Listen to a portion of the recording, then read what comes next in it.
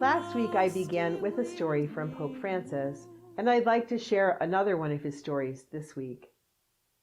Once there was an old grandfather who got dirty while eating because he couldn't bring the soup up to his mouth. And his son, that is, the father of the family, decided to move him from the dinner table and set up a little table in the kitchen so he'd eat alone, so he couldn't be seen.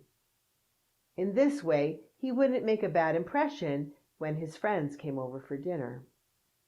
A few days later, the father came home and found his youngest son playing with some wood, a hammer, and nails.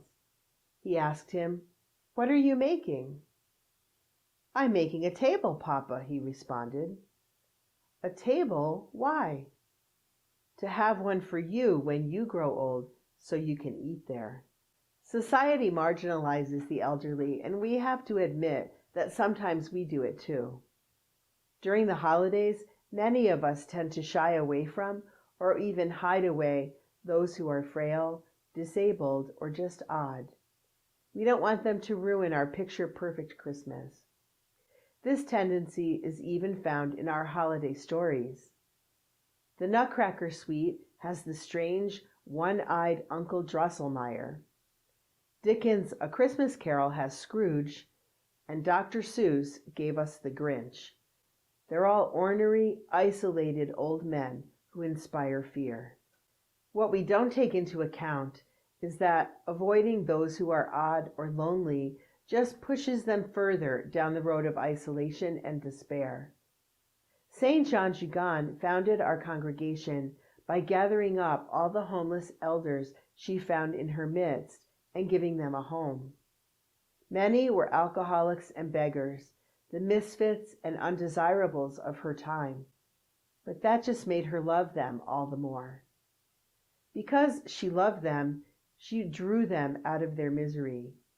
In her care, these elderly misfits were so transformed that the local townspeople no longer recognized them.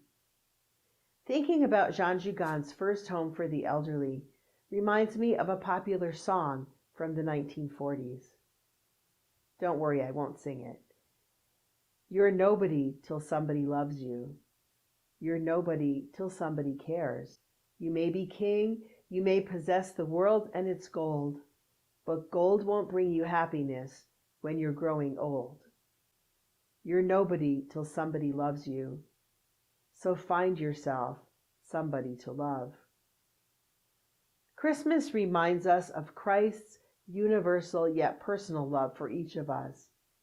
In truth, there are no undesirable human beings, because everyone, even the most ill-mannered or unattractive, is a someone for whom the Son of God entered the world and gave up his life. This week, ask yourself the following question. Who is the elder in my life who I would least like to spend time with this Christmas? Start praying for them right away, and then come up with an action plan to spend some quality time with him or her.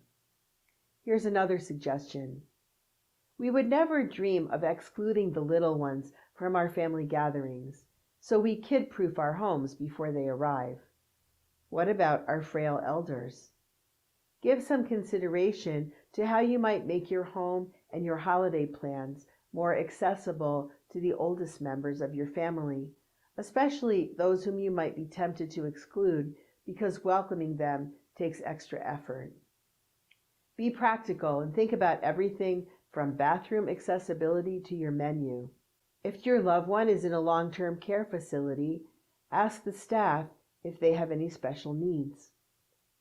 If your holiday plans are too fancy for Grandma and Grandpa, then they're probably just too posh for everyone, so scale back a bit. Bring your loved one home for Christmas, even if it's only for a few hours, and create some new memories together. Despite your best efforts, if your loved one is unable to leave their care facility or they prefer the quiet of their own home to the chaos of a house full of kids, don't feel bad. Just don't let them feel forgotten. Maybe your family can coordinate a series of visits during the Christmas season so that your elderly family member will know they are loved.